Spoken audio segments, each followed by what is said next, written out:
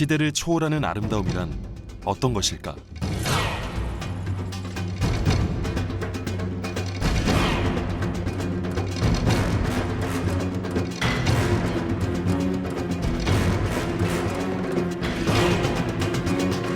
우리가 말하는 미, 아름답다는 것은 무엇일까?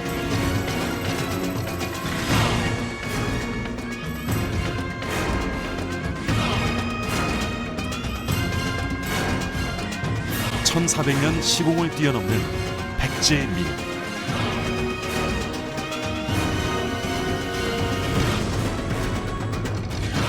현대에서 보는 과거와의 만남.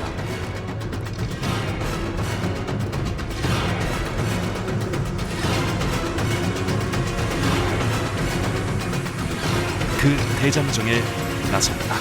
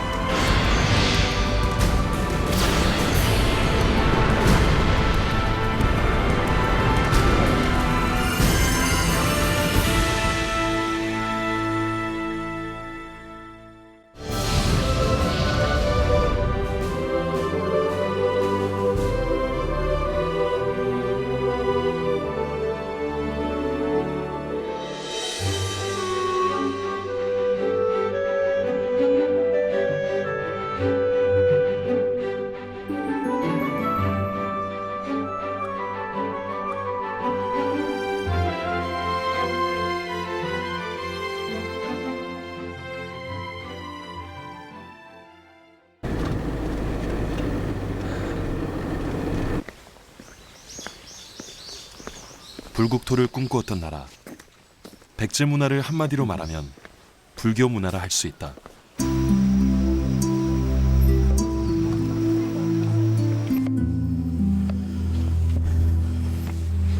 용현 계곡 입구에서 돌계단을 따라 약 100여 미터 올라가면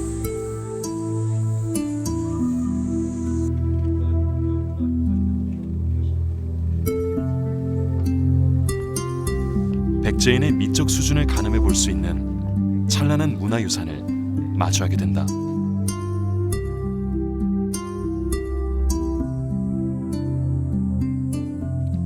이곳을 찾는 지난 수십 년 동안 변함없는 것도 있지만 변한 것도 있다. 예, 요 보호각이 있었어. 예, 보호각 있고 저쪽에 그 백열구 등을 조명을 옆에서 조명을 쫙 해가지고 이제 그림자가 이쪽으로 비치게 했는데 1959년 마애불이 처음 발견된 뒤 풍화 방지를 위해 1965년 보호각을 설치했다. 하지만 햇빛이 차단되면서 오히려 습기와 곰팡이로 인한 훼손이 우려되었고 43년이 지난 2007년 보호각을 완전히 철거했다. 인공 조명이 아닌 자연 빛을 다시 받게 된 마애불. 진짜 햇볕이 아주 좋네.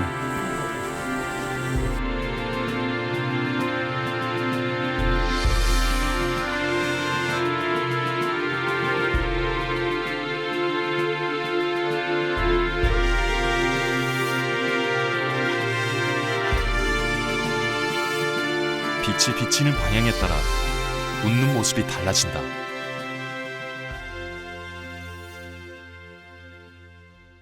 초월적인 세계에서 혼자 존재하는 그런 신격이라기보다는 항상 우리 생활 가까이에서 같이 서로 대화를 하거나 아니면 또 작은 도움도 기꺼이 주는 그런 말하자면 반인 반부처의 상을 생각하고 있었기 때문에 자연스럽게 이 부처상을 표현할 때는 인간미가 스며들어갈 수밖에 없죠. 마애불을 자세히 보면 또 한 가지 특이한 점을 알 수 있다. 본전불 입술이 약간 불그스름하죠. 신비감을 자아내는 입술의 붉은 빛은 연단이라는 도료 때문이다. 색깔일 수도 있죠. 석조불상이라도 입술을 칠하고 그 머리 나발을 검게 칠하는 그런 경우가 많습니다. 쳐다보면 볼수록 마음이 편해진다. 그 이유는 백제의 미소라 불리는 미소 덕분. 그런데 불상의 미소는 우리가 흔히 아는 그것과 다른 의미를 지닌다. 여기서 말하는 이 미소라는 것이 단순히 웃음이라기보다도 부처가 갖고 있는 법열, 해탈의 즐거움을 이 석공이나 그 백제시대의 불자들이 공유를 하고, 이 공유된 그런 심리가 이 돌에 이런 미소로 표현이 됐다. 백제시대의 완숙한 미적 수준을 말해주는 서산마애불은 통일신라 시대에 이르러 불교 문화를 꽃피우는 밑거름이 된다. 커다란 암벽을 약간 따내고 들어가 부조 형식으로 조각됐음에도 도드라진 모습이 상당히 입체적이다.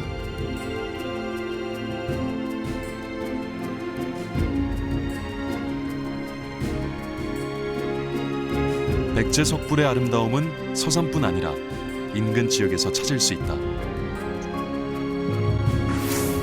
태안, 서산, 예산.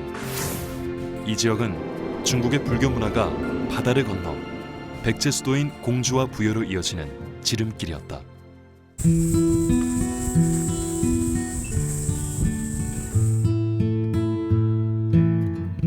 6세기경 만들어진 것으로 추정되는 백제 유일의 사면석불. 이게 화염이거든, 화염. 부처님의 몸에서 빛이 나온다 그러거든요. 몸에서도 나오고 이 백호에서도 빛이 나온다 그러는데, 몸에서 나오는 빛을 몸 신자를 써서 신광, 머리에서 나오는 빛을 두광이라고 한다. 훼손이 심하지만 그 속에서도 백제만의 고도로 발달한 조각 기법과 사상을 느낄 수 있다. 어떤 자연석을 캐서 사면불을 만들어야겠다고 할 때에, 만약에 이 서양적인 개념으로 본다면 그것을 우선 반듯하게 사각형 기둥으로 먼저 마름질할 겁니다. 그죠?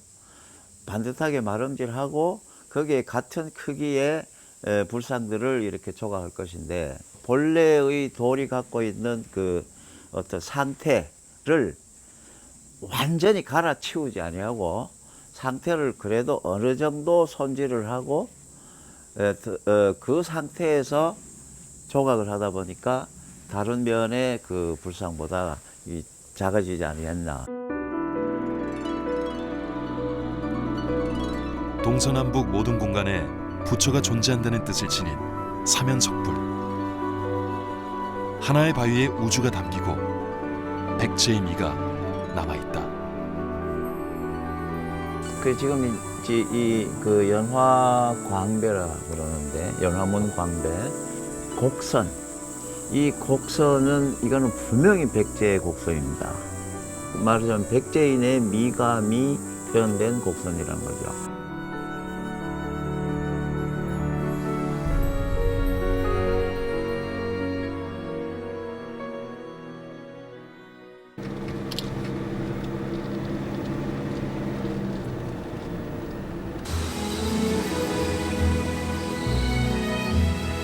태안반도 서쪽 끝에 위치한 백화산.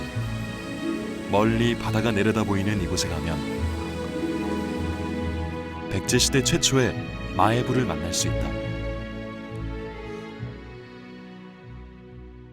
서산마의 삼존불보다는 시기가 앞선 시기일 것이 아닌가라는 느낌이 드는데, 그것은 무슨 얘기인가 하면 중국과 비교할 때는 한층 부드러워진, 그러나 서산마의 삼존불보다는 덜 부드러운 그런 그 중간 위치에 있는 느낌을 둔다.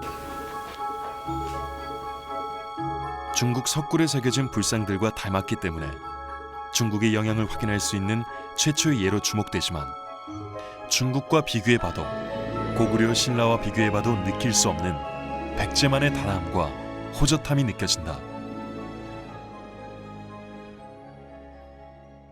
처음에 왔을 때는 바위가 이 붉은색이 많이 감돌았어요, 처음에.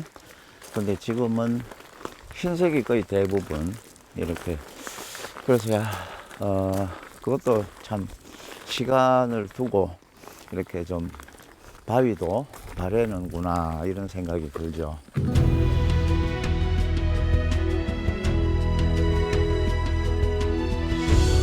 드넓은 평야와 둥글고 낮은 산들. 이러한 지형은 백제인의 성품과 문화에 어떤 영향을 주었을까? 강원도의 경우는 이 상승하는 그런 그 기운이 많은데 반해서 이 충청남도 이 옛 백제 땅을 보면은 수평으로 확산돼가는 경치단 말이죠. 거기다가 강이 흐르고 넓은 들이 있고 이런 자연 환경 속에서 사람의 심성이란 게 어떻게 평온하지 않고 어떻게 온순하지 않고 어떻게 고요하지 않겠는가. 문화를 만드는 것은 사람이지만 사람에게 영향을 주는 것은 자연이다. 부드러운 산수 속에 살아온 백성들. 이것이 바로 이 지역의 미의 세계요. 이 자연의 미가 바로 백제의 미가 아닐까. 백제인의 건축 기술이 획기적으로 발전하게 된 계기는 웅진에서 사비로 천도하면서부터였다. 백성들의 정신을 하나로 모을 수 있는 장소, 사비도성의 중심엔 정림사가 있었다. 그러나 서기 660년 나당연합군에 의한 백제의 패망, 무려 7일 밤낮을 검은 연기 아래 탔다는 사비성. 이후 사비성과 정림사에 대해 아는 사람은 아무도 없었다.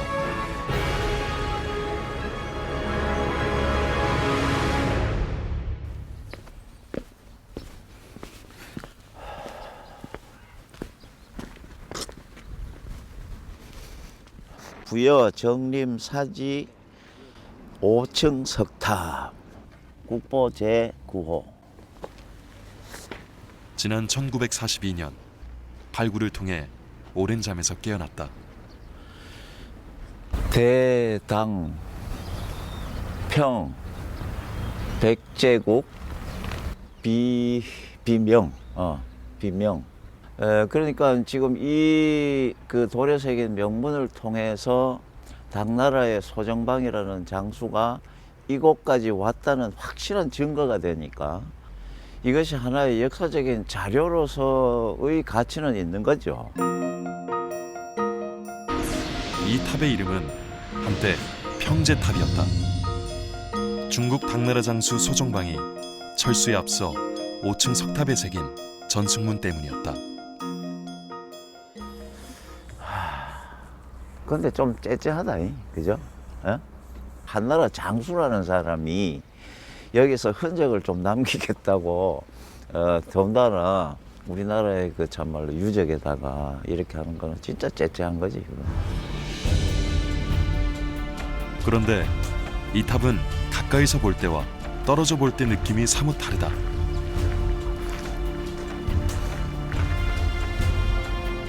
탑을 한 번에 보고 마는 것이 아니라 두고두고 곱씹게 되는 것이다. 바로 아래에서 위로 치켜볼 때는 이 탑이 웅장하게 보이고 어느 정도 수평 거리에서 떨어져서 볼 때는 이 전체 속에서 조화를 이루고 있다는 그것을 이제 확실히 느낄 수가 있죠.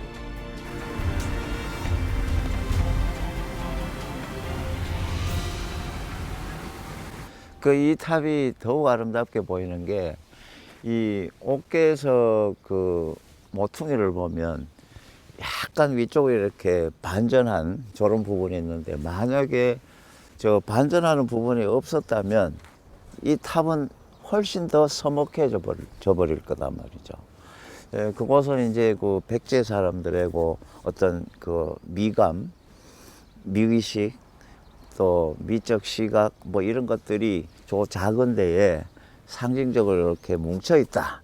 이런 느낌이 들어요. 옥계석에 나타난 반전. 정림사지 5층 석탑의 비밀은 살짝 올라간 모퉁이 끝에 있다. 장중한 가운데 경쾌한 기분마저 든다. 멀리서 볼 때 절대적 안정감이 느껴지는 것은 가운데가 좁아 보이는 착시 현상 때문이다.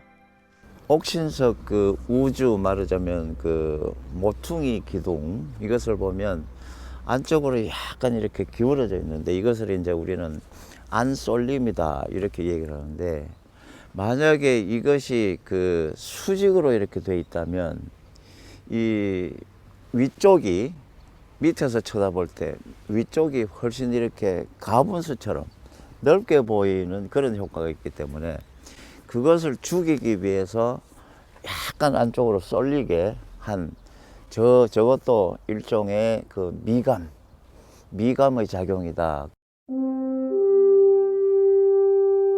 한국미술사의 선구자였던 우현 고유섭은 이 탑을 두고 율동의 미, 운문적인 미로 압축해 설명한 바 있다.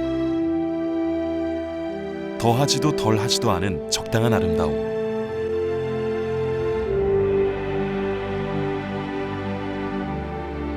기둥의 중간 부분의 두께는 굵고 위나 아래의 두께는 가늘게 만든 베흘림은 우리뿐만 아니라 서양 그리스 파르테논 신전에서도 볼 수 있다. 정림사지 5층 석탑은 목탑에서 석탑으로 변화되는 중간 과정으로 목조 건물의 형식을 충실히 따르되 보다 세련되고 창의적인 조형미를 보여준다. 하나하나 부재를 깎아서 전체가 하나 조화되게 만들어서 그 조화된 모습이 미적인 어떤 감각으로 나오게 되는데, 그것들이 조화되지 않으면 그런 경쾌하고 날렵한 이미지를 가질 수 없게 됩니다. 그런데 이 정림사지 5층 석탑은 각각의 부재들을 정교하게 다듬었을 뿐만 아니라 그것이 하나로 모였을 때 경쾌한 이미지를 주도록 아주 잘 처음부터 설계나 시공이 잘 된 그런 대표적인 석탑이기 때문에 아름다운 그런 석탑이라고 볼 수가 있습니다. 한 가지 더 놀라운 것은 지난 1400년 동안 한 번도 해체 보수를 하지 않고 그 자리에 서 있었다는 것이다. 오랜 시간 흔들림 없이 같은 자리에 완벽한 모습으로 서 있을 수 있었던 비밀은 무엇일까? 현재 석탑보다 넓은 면에 걸쳐서 하부를 아주 잘 다듬은, 다시 말해서 판축 기법에 의해서 기초부를 정교하게 시설을 해서 상부에 아주 육중한 하중을 가지고 있는 조형물이 올라가도 집안이 견고하게 견딜 수 있는 그런 시설이 현재는 있습니다. 모든 것이 사라져도 쓰러지지 않고 서 있을 수 있었던 것은 독특한 판축 다짐 기법 덕분.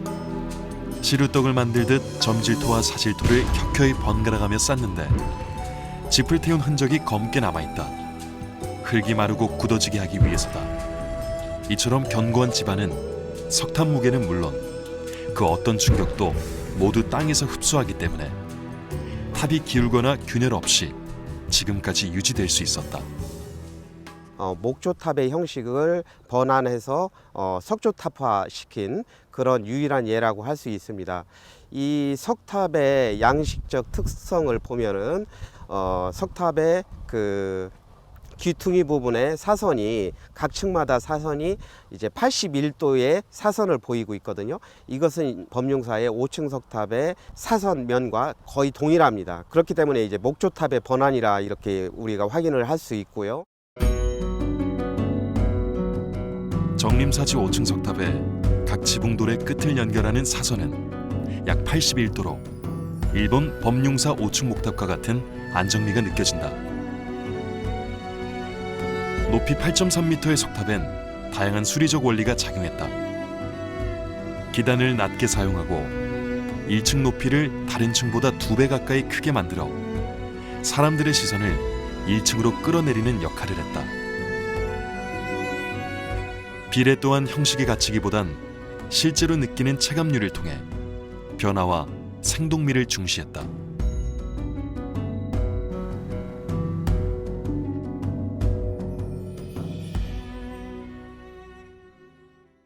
모든 그 형태나 선에는 일정한 그 말하자면 그 규율이 있어요. 정림사의 그 비례는 아주 단순한 속에서, 예? 말하자면 단순하고 간결하게 처리함으로써 이 아름다움을 정말 그 최대한으로 표현한 것이 아닌가. 또 하나의 백제 석탑. 석탑이지만 목탑의 양식을 더 많이 지녔다. 지난 2001년 해체 복원이 결정된 뒤 지금까지 작업 중인 익산 미륵사지 석탑. 석탑을 해체하는 데만 무려 8년이 걸렸다. 석탑을 다시 세우는 일 또한 그 이상의 시간이 걸릴지 모른다. 매일 화덕에 정을 넣고 달구는 일로 하루를 시작하는 석공들. 정이 무뎌지는 것을 막기 위한 전통 방식이다. 백제의 장인 또한 지금처럼 모난 부분을 정으로 하나하나 쪼아 다듬고 문질러가며 석탑을 만들었을 것이다. 그런데 미륵사와 정림사의 탑은 같은 석탑이지만 다른 점도 있다. 현재 우리나라에서 가장 이른 시기에 만들어진 석탑이 익산의 미륵사지 석탑인데, 미륵사지 석탑을 보면 규모가 웅장하지만 세부적으로 돌을 깎은 수법을 보면 약간 불합리한 점도 있고, 또 돌의 어떤 깎은 다듬은 면이 굉장히 이렇게 거칩니다. 그런데 정림사지 석탑은 미륵사지 석탑의 어떤 불합리한 점이나 구조상의 어떤 결함이 있는 부분을 조금 더 발전을 시켜서 아주 완벽하게 만들어진 그런 석탑이고, 또 구조적으로도 굉장히 완벽합니다. 미륵사지 석탑이 목조 건축 양식을 그대로 돌로 표현해 놓았다면 정림사지 5층 석탑은 그 형상미를 한 단계 승화시켰다고 볼 수 있다. 중국에서 들여온 목탑 기술을 석탑으로 발전시킨 백제. 그렇다면 당대 신라의 건축 기술은 어느 수준이었을까?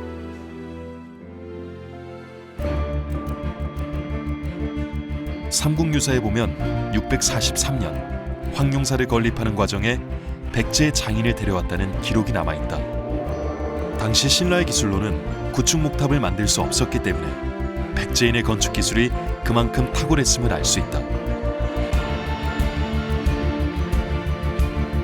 높이 82m, 화재로 소멸되기 전 황룡사 구축 목탑의 모습은 이렇지 않았을까? 당대 최고의 건축 기술을 지닌 백제. 그것이 뜻하는 의미는 매우 크다. 원래 건축이라는 건요, 그 모든 다른 예술들, 조각이나 미술이나 이런 예술들에 비해서요 가장 늦게 발전해요. 왜 그러냐? 그럴 수밖에 없는 거는 건축이라는 거는 미술이나 조각과 달리요, 거기에는 정치적인 거, 사회적인 거, 그렇죠? 그리고 그런 부분이 다 포함이 돼요. 그리고 공학적인 거, 과학적인 거, 이것이 다 포함이 되기 때문에 이 건축이 말하자면 건축다운 건축으로서 이 대단하다고 할 때는요, 그 이전에 말하자면 기초와 연대가 얼마나 축적된 것이냐 하는 것을 우리가 볼 수가 있는 겁니다. 백제의 마지막을 함께한 고도, 부여. 비록 백제는 망하였으나 이 예술품만은 아니 망하였다는 가람 이병기 선생의 글이 문득 떠오른다. 백제가 멸망한 뒤 자취를 감췄던 백제탑이 다시 나타난 것은 고려시대. 백제계 탑의 양식은 변형되고 축약되면서 고려를 지나 조선시대, 그리고 지금까지 이어오고 있다. 그게 개성이라고. 문화사적 개성, 정신사적 개성. 그래서 그 백제계 석탑이 나오는 데는 전국적으로 나오는 게 아니라 대체로 백제의 영역이란 말이에요. 그래서 백제의 영역에서 뭔가 백제의 그 멸망과 백제의 문화에 대한 향수를 느꼈던 세력에 의해서 자기들이 어느 정도 영향을 발휘할 수 있을 때 그런 형태를 이렇게 해결한 게 아닌가. 그래서 그게 이제 문화의 전승이거든요.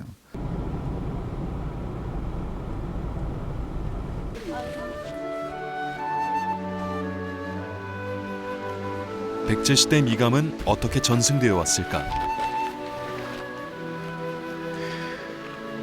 676년 신라 문무왕 때 창건한 경북 영주의 부석사를 찾았다.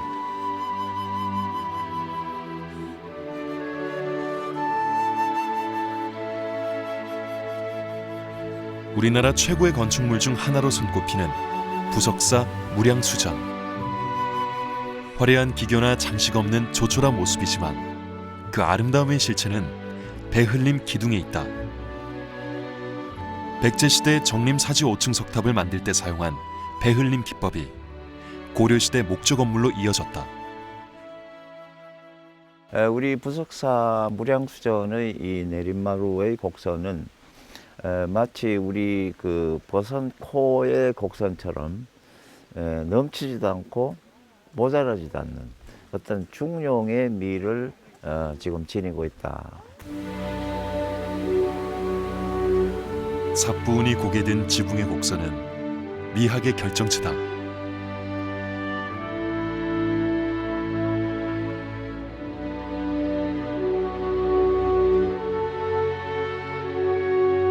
지붕 추녀의 곡선 하나, 무심한 기둥 하나가 사람의 마음을 붙잡는다. 속리산 기슭에 가면 인도에서 공부를 하고 돌아온 승려 의신이 처음 지은 절, 법주사가 있다.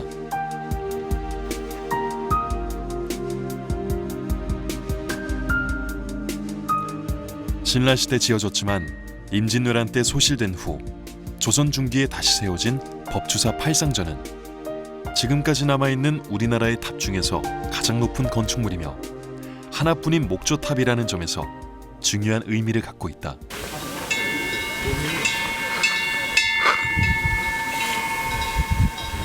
이것이 석조탑으로 이렇게 바뀌어서도 맨 여기서 목조 건물에서 달듯이 그 내리마루 끝에 옥교석 끝에 저걸 단단 말이죠. 그러면 그렇게 해놓으면 탑은 이렇게 그냥 조용히 묵묵한 자태로 있는데 바람 불면 흔들리고 소리가 나고. 옥계석 처마부에 구멍을 내어 풍경을 단 흔적은 정림사지 5층 석탑에도 있다. 선인들은 왜 풍경을 달았을까? 옛날 그 문인들은 저 풍탁의 소리를 묘사할 때 정정동동 한다고 그렇게 표현을 해요. 그러니까 정은 고요정자죠. 동은 움직일 동자. 그래서 그 소리를 저 소리가 바로 정정동동 한다고 표현을 한단 말이에요. 목조 건물의 가장 무서운 것은 화재. 물을 상징하는 물고기를 풍경에 달아놓음으로써 화마의 침입을 막고 맑은 소리를 통해 중생들에게 깨달음을 전해주는 풍경은 장식물 이상의 의미를 지녔다.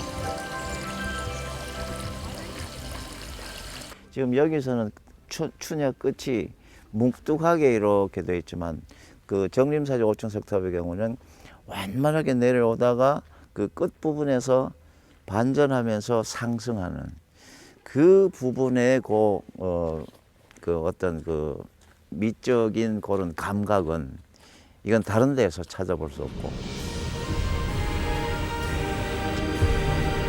정림사지 5층 석탑과는 사뭇 다른 느낌인 법주사 팔상전.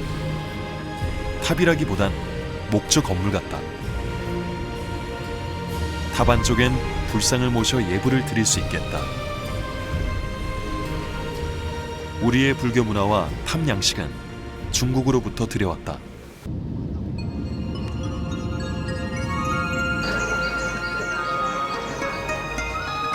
중국 난징에 가면 백제가 보인다는 말이 있다. 지금은 그 흔적을 찾기 어렵지만 4세기부터 6세기까지 이곳은 남조의 도읍지였다. 수로 건너편엔 백제 사신들이 머물며 업무를 보던 객관터가 있었다. 백제 사신단의 흔적을 볼 수 있는 곳. 바닥에 당시 황궁터가 그대로 남아있다. 这个复原的一个模型，简单的给介绍一下。这后面那个玄武湖今天还在啊，这是我们这个都城。当年这个北纪国的国史，有可能就从我们南面的南门进来，到这边呢来朝贡啊朝拜这个梁武帝，完全有可能。 당시 가장 활발한 교류가 있었던 중국과 백제. 서로에게 영향을 준 것도 받은 것도 많았다. 所以说我总结的就是一个是文化上面的，就是说文献资料或者是经书史籍方面的一个传播，一个是实物的传播。陶瓷器不过是里面的一种，当然好多有的东西可能现在这不可能出现，比如说有没有一些仿制品的带过去啊？这些东西它现在考古发掘它不可能再现了，当然还有其他的一些实物会有的，应该会有的啊。 还有一些就是我讲的是技术的传播，把人带过去了。那么武宁王陵墓的陵墓的砖头啊，包括它的墓的形制啊，应该说都是带过去的，而且是文献都有记载，而且我们现在也看到了那边发现的实物。 4세기 첫 외교를 맺은 이래 수십 차례 걸쳐 남조의 사신과 승려들을 보냈던 백제. 6세기 양나라 무제 때는 교류가 절정에 달해 예약, 그림, 건축 등 전문가들이 다수 백제에서 활동을 했고 그 영향은 유물로 그대로 전해온다. 연화문 와당 저것을 백제 시대 그 뭐 같은 와당하고 거의 뭐 흡사한 그런 모습을 보여주는데. 두 나라의 당시 관계를 확인시켜주는 유물들. 그러니까 그 소위 남조와 백제의 문화 그 교류 관계를 눈앞에서 이렇게 보는 것 같은 그런 느낌이 드는데. 왜 우리는 중국에 있는 것만 가져왔느냐? 백제도 좋은 게 많았을 수도 있다. 그리고 조공을 갈 때 분명히 백제에 괜찮은 것들을 들고 갈 수도 있었을 것이다. 그리고 이것이 금강성, 남경 시내에 가가지고 그 당시 도성에 이 백제 물건이 풀렸을 때 그쪽에서 상당한 인기를 지금 한류처럼 상당히 환영을 받았을 수도 있다.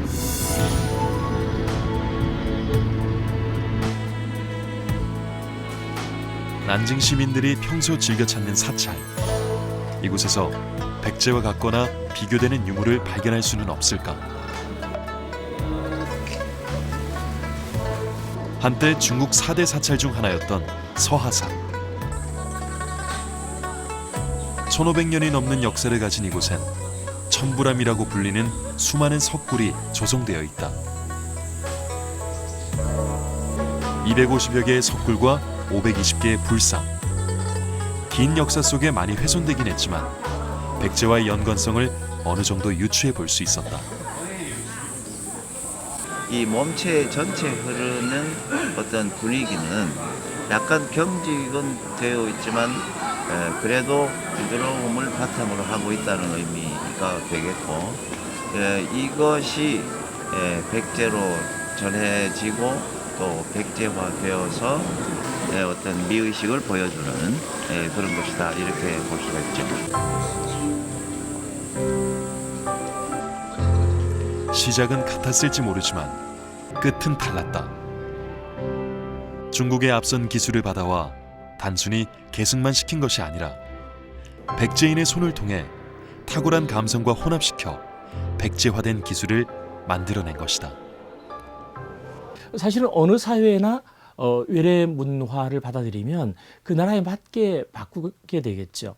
그러나 이제 제가 볼 때는 백제의 특징이라고 하는 것은 똑같이 받아들이더라도 아주 한 단계 더 업그레이드 시키는 그 능력이랄까요? 그런 게 상당히 있었고 또 그것을 본인들만 가지고 있었던 것이 아니라 당시에 백제와 정치적으로 대단히 밀접한 관계를 유지했던 일본 열도의 외 그리고 인접해 있었던 신라 가야로도 전해주었다라고 하는 것이죠.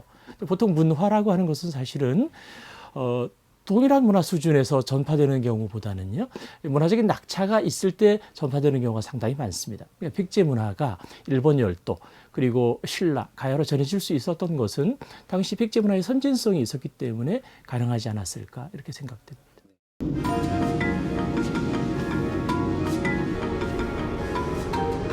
중국에서 백제로, 백제에서 다시 일본으로.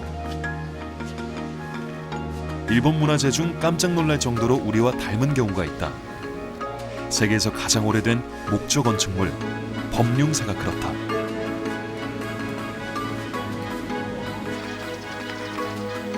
법룡사의 탑은 앞서 설명한 81도 기울어진 각도며 비례감이 정림사지 5층 석탑과 비슷하면서도 달라 보인다. 우리의 탑이 하늘을 향해 날아오르는 상승감이 느껴진다면 일본의 건축은 대지를 향해 낮게 내려앉은 안정감과 직선의 미가 느껴진다.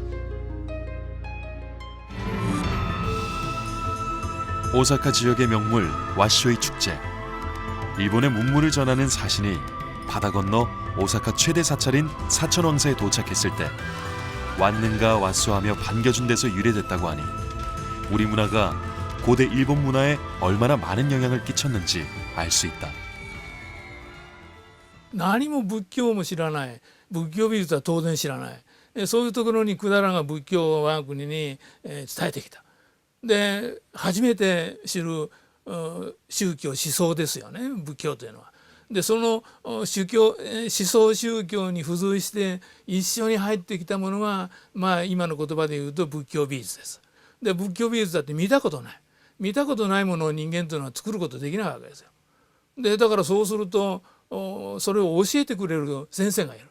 だから全く知らない文明を授与するときには一番いい方はそれを知ってる専門の先生、つまり専門家が我が国に来て教えることが一番なんですね。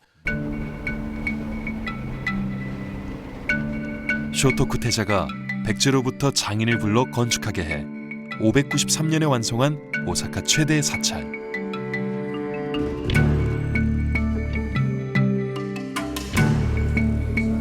사천왕사는 법룡사와 함께 백제 건축 양식의 영향을 가장 많이 받은 것으로 전해오지만 화재와 증축을 통해 변형된 모습이 많아 아쉽다.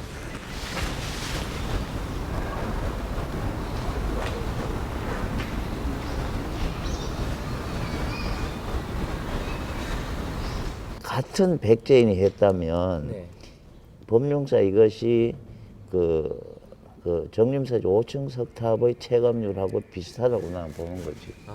네. 그러니까 이제 미감으로 보면 통한다. 네. 어?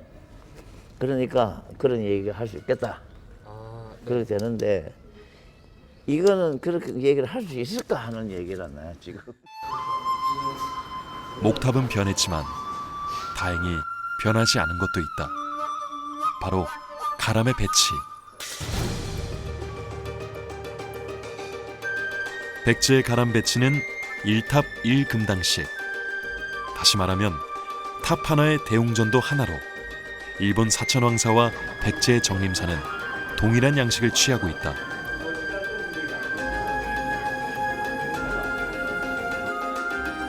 사천왕사에서 불과 200m 떨어진 곳에 위치한 금강조. 1400년 동안 가업으로 운영되고 있는 이 회사의 뿌리는 백제에 있다. 사천왕사가 완성된 뒤 쇼토쿠 태자는 백제에서 온 장인 중 한 사람인 금강에게 일본에 남아 절을 지켜달라고 부탁했고 그가 만든 회사가 바로 금강조인 것이다. 제 개인적인 생각입니다만 이제 금강조가 이제 사천왕사가 6세기 중반 때 이제 건립이 됩니다. 그럴 때 이제 성덕태자는 이제 건립 후에 이제 보수라든지 이런 것까지 금강조에 그 의뢰를 맡깁니다. 그러는 과정에서 이제 그 사천왕사라든지 이런 사찰에 당시에 바로 백제 승려들이 대거 거주하고 있었거든요. 당연히 금강조는 그런 백제 승려들과 함께 그 사천왕사의 건립과 또는 보수에 직접적으로 관여했다고 생각합니다. 1400년이 지난 지금까지 사천왕사를 떠나지 않고 지키고 있는 사람들. 백제의 장인 정신을 말해주고 있다.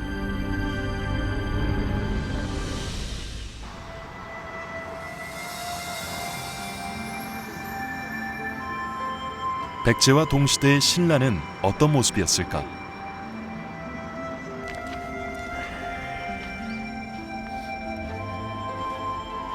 불국토라 불리는 경주 남산을 찾았다. 남산의 불상이 조성되기 시작한 것은 통일신라전 7세기 초로 추정된다. 불국사 석굴암이 한치의 오차도 없는 완벽한 예술품이라면 남산의 불상들은 보다 친근하게 다가온다. 이제 햇볕이 막 들어올라 그러네. 광선이 좋아요. 왕족과 귀족들이 불국사 황룡사로 향할 때 민초들은 남산으로 향했고 이름 없는 석공들은 무딘 정으로 마음을 새겼다. 불국 세계에는 뭐 부처님도 있고 보살님도 있고 뭐 그리고 부처님을 모시는 뭐 탑도 있고 이렇게 생각할 수 있죠, 쉽게. 그러려 치면은 뭐 남산은 불국토다 뭐 이렇게 해도 뭐 큰 과장은 아닌 것 같은데. 삼릉 계곡에서 용장골로 향하는 길. 신라시대부터 고려 초기까지 시대별로 다양한 석불을 만날 수 있다.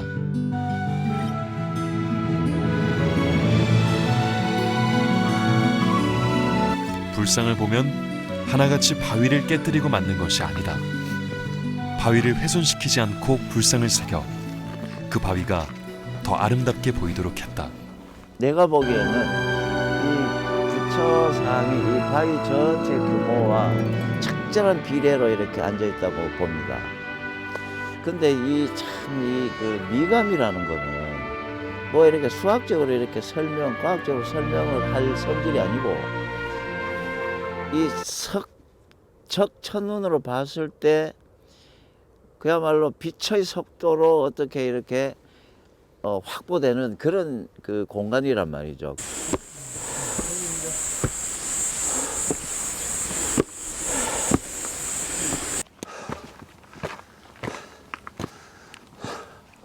야트막한 산인 줄 알았는데 오르는 길이 만만치 않다.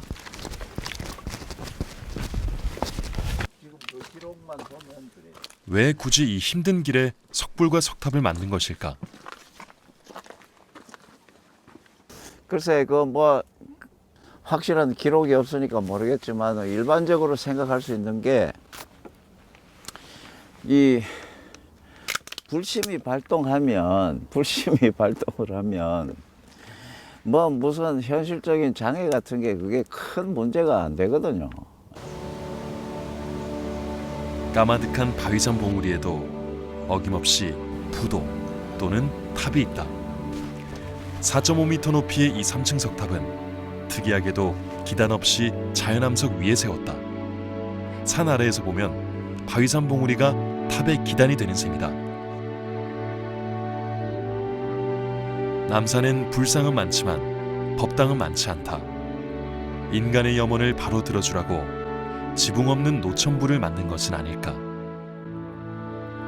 같은 사면석불이라도 같은 마애불이라도 신라와 백제의 것은 조금 차이가 있다.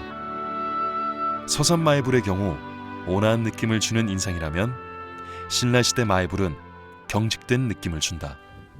지금 통일신라 시대의 그 마애불이나 그 불상들을 보면 뭔가 이렇게 그 좀 이상적인 그런 그 부처나 보살상을 만들려고 하는 그런 의지가 보이는, 그러니까 자연스럽게 이렇게 어떤 그 불교의 어떤 신앙심을 이렇게 표현하는 것이 아니라 어떤 그 약간의 그 초월적인 그런 존재로서 부처나 보살을 보는 그런 생각으로 조각을 했지 아니한가 하는 그런 느낌이 많이 나요.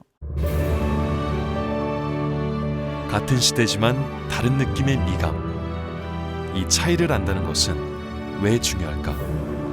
어차피 신라시대 사람이나 백제시대 사람이나 고려시대 사람이나 오늘에 살고 있는 우리나 이 한민족이라는 어떤 공통점을 갖고 있는데, 지금 현대에 사는 우리지만 그 과거에 우리 조상들이 이뤄놓은 어떤 그 이런 그 유적이나 유물을 통해서 그 시대 사람들의 어떤 성정이나 미의식 같은 것을 한번 공감을 해보는 것도 현재에 왔을 때 매우 필요한 일이다. 저는 그렇게 생각을 하죠. 한 시대의 미감은 거기서 멈추지 않고 그 다음 시대의 정신으로 이어진다.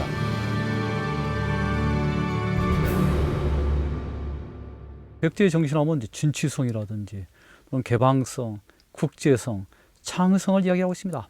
이것은 이제 캐 묶은 그러한 전통이 아니고 21세기 우리 한국인들의 가치 개념하고도 정확하게 부합이 되고 있기 때문에 이 같은 백제의 정신을 계승하는 것은 21세기의 창조적인 대한민국을 건설하고 경영하는 데 도움이 되는 것이고 또 근거가 되는 것이기 때문에 백제를 이제 잊어서는 안 된다. 이런 생각을 해볼 수가 있는 것입니다.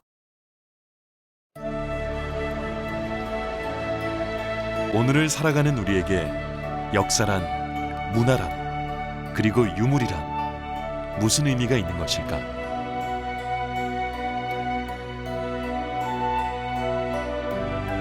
백제인의 수준 높은 미의식은 백제의 멸망과 함께 사라졌을까?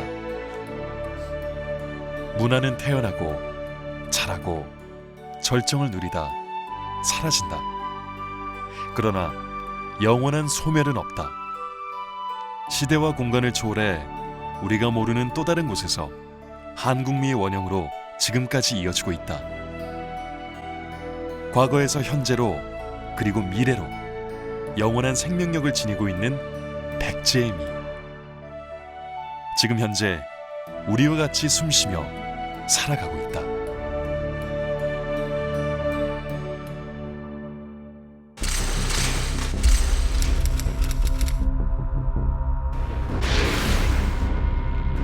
지금 장비가 좋은데도 그런 기술이 안 나오는데 이런 물건이 있을 수가 없는 물건이거든요.